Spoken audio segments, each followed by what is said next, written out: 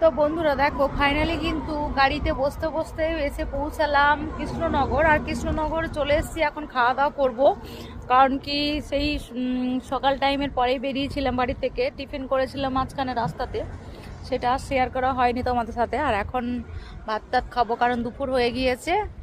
আর এই কৃষ্ণনগরে এই জায়গাটায় চলে এসেছি, এই হোটেলটায়।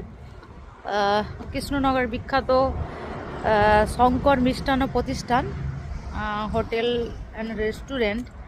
তো চলো কোন জায়গায়, কৃষ্ণনগরে কোন জায়গায়। তো দেখো, অনেক মানুষজন এখানে গাড়ি রেখেও খাওয়া দাওয়া করছে হোটেলে। তো হোটেলে খাওয়া দাওয়া খুব ভালোভাবে করলাম আমরা। আর খাওয়ার আইটেমগুলো খুব ভালো ছিল। হাজব্যান্ড, কাকু, আমি সব খাওয়া দাওয়া করলাম। খুব ভালো লাগলো এনাদের ব্যবহার। আর হোটেলে ঢুকতেই দুদিকে মানে গেটের মাঝ বরাবর রয়েছে ফুলের গার্ডেন, গাঁদা ফুলের গার্ডেন রয়েছে এদিকটায় মাঝখানটাতে। আর এদিক থেকে গেট রয়েছে। চলো গাঁদা ফুলগুলো দেখাই। খুব সৌন্দর্য, একদম ফুল মানেই তো জানো মানে সৌন্দর্যের প্রতীক।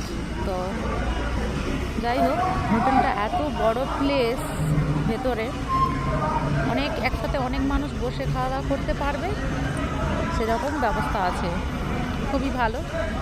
তো চলো, কৃষ্ণনগর তো চলে আসলাম, আর বেশি দেরি নয় পৌঁছাতে যে জায়গায় যাব। আর তোমরাই গেস করে বলো যে কৃষ্ণনগর এসছি মানে কোথায় যেতে পারি, সেটা তোমরা গেস করে বলো। আর দেখো, শুধু খালি মানে হোটেলে ঢোকার মুখেই যে ফুলের গার্ডেন সেটা কিন্তু নয়। দেখো এই যে পার্কিংটা রয়েছে, বিরাট বড় একটা পার্কিং, গাড়ি রেখেছে সবাই। আর এই পার্কিংয়ের সাইডেও কিন্তু এরকম গাঁদা ফুলের সব টব বসানো রয়েছে, একদম সারি করে, একদম খুব সুন্দর।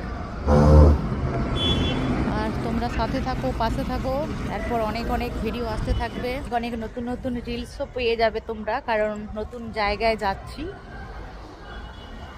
তো চলো, এইটুকু তোমাদের সাথে শেয়ার করলাম। দেখা হবে পরের কোনো আবার নতুন একটা ব্লগে। ততক্ষণ ভালো থেকো, সুস্থ থেকো। Bye, tata.